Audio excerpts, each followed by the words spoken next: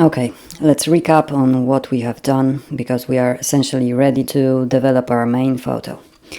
Let's just assess if we have completed everything and if we are satisfied, and I will show you how to develop this photo into a Photoshop file.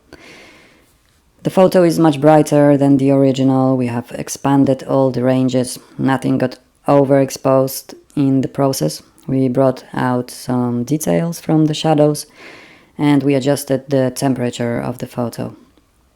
We started with a warm-toned photo and went for cooler tones, but the skin still looks vibrant and warm, which is exactly what we want. So now we will develop it into a Photoshop file. In Capture One, this is done in the Export Recipes tab, and we will want to develop it into a PSD file.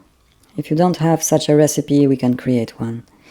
Click on the plus sign, give the recipe a name, for example PSD course, and specify the file format you want to develop the photos into.